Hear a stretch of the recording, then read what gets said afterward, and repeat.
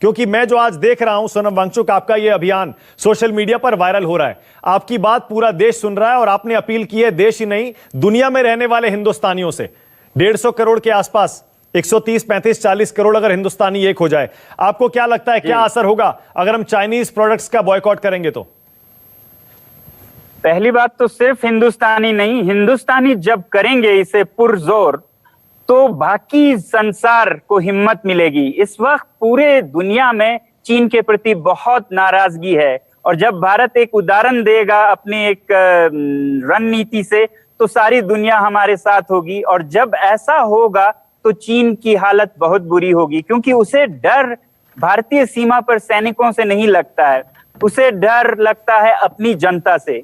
जब उसकी इकोनॉमी डगमगाएगी जैसे कि अभी है, कोरोना के चलते फैक्ट्रियां बंद हैं, बेरोजगारी 20% तक पहुंची है, तो उसे डर है कि कहीं क्रांति ना हो जाए, तियाननमेन स्क्वायर के जैसा वाकया ना हो जाए और वो लोग राज करने की तो बात छोड़िए, जेलों में बंद हो जाएंगे। तो इसलिए वो ये कर रहे हैं रोकने के लिए कुछ भी, अपने नाराज जनता को उनके ध्यान हटाने के लिए हमसे ये दादागिरी कर रहे हैं। तो इस पे अगर भारत के लोग मिसाल दें और दुनिया के लोग जुड़ जाएं, मैं अगले कुछ दिनों में जून के पहले हफ्ते में विश्व भर के लिए एक वीडियो बना के अपील करना चाहता हूं, जिससे कि बहुत बड़ा असर हो। और आप देखेंगे अगर हम अपनी पूरी जोर के साथ इसे निभाएं तो बहुत बड़ा असर होगा। और सोनम वांगचुक साहब, मुझे समझ में आ रहा है, क्योंकि जो गुस्सा और नाराजगी आप महसूस कर रहे हैं वो हर हिंदुस्तानी महसूस कर रहा है। और आपने जो वीडियो सोशल मीडिया पर शेयर किया, आपने उसमें मेंशन भी किया है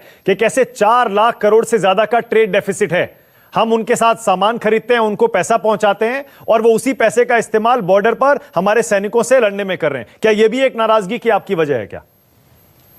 जी बिल्कुल। तो इस बारे में नाराजगी मुझे चीन से नहीं बल्कि अपने देश से है कि हमारे जो टेक्नीशियंस हैं वो ढंग के एप्स नहीं बना पा रहे हैं जिसे हमारे युवा प्रयोग करें। हमारे फैक्ट्रियां, हमारे मजदूर, उन्हें और एफिशिएंट होने की जरूरत है ताकि हमारे सारे सामान भी मुकाबला कर सकें। तो मैं अपील ये भी करता हूं कि हम अपनी हालत को भी सुधारें, हमारे स्कूलों में शिक्षा अच्छी हो। तो सीमा पर जैसे सैनिक हैं उस तरह से मैं सोचता हूं कि हर शिक्षक एक सैनिक है जो आगे की पीढ़ी को तैयार करता है। हर डॉक्टर एक सैनिक है जो कि हमारे देश के सभी लोगों को स्वस्थ रखे।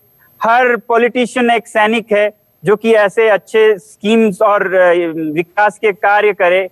और अगर हमारे ये सैनिक कमजोर पड़ते हैं या करप्ट होते हैं तो फिर हम मुकाबला नहीं कर पाएंगे। तो इसलिए भी मैं उम्मीद करता हूं कि नाराज ना होना पड़े। जाहिर है आप कह रहे हैं कि फोन में से सारे चाइनीज ऐप्स हटा दो, चीनी सामान खरीदना बंद कर दो, पर क्या हम इसके लिए तैयार हैं क्या? जैसे आपने कहा कि हम लोग रेडी नहीं हैं, तो हमारे पास क्या उतना टाइम है, उतनी जल्दी हम लोग चीनी सामान और ऐप्स से निजात पा सकते हैं? मैंने कहा है कि 1 हफ्ते में ऐप्स सॉफ्टवेयर हटाइए और 1 साल में हार्डवेयर।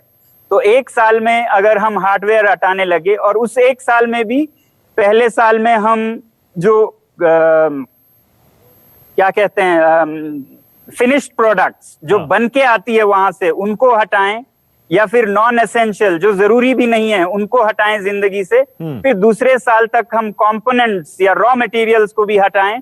तो ये हो सकता है क्योंकि 2 साल में और विकल्प निकलेंगे। मेरा अगला सवाल यह है सोनम वांगचुक साहब, इस बार हमने डोकलाम देखा और उसके बाद पिछले 1-1.5 महीने में हमने 3-4 घटनाएं देख ली हैं बॉर्डर पर। इस बार क्या हालात, क्योंकि आज हमने राजनाथ सिंह का एक स्टेटमेंट भी सुना, उनसे पूछा गया क्या युद्ध हो सकता है क्या, तो उन्होंने कहा हम युद्ध नहीं चाहते लेकिन चीन को ऐसी हरकतें नहीं करनी चाहिए। इस बार की स्थिति भिन्न है, अलग है। क्या इस बार चीन ने बॉर्डर पर हद पार कर दी है क्या?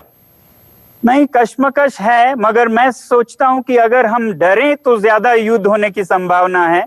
अगर हम नहीं डरते हैं, सीमा पर भी सही कदम उठाते हैं और नागरिक भी अगर पूरे निकल के आते हैं, जो जैसा आह्वान अभी दिया गया है बॉयकॉट मेड इन चाइना, तो उन्हें बहुत सोचना पड़ेगा। तो उन्हें ये वॉर, ये जंग बहुत महंगा पड़ेगा। नहीं तो उन्हें एक सॉफ्ट टारगेट लगेगा जिसे धकेल दो, खदेड़ दो, कुछ नहीं होता, उनके देश के अंदर की समस्याएं सुलझती हैं। तो हिम्मत ज्यादा माने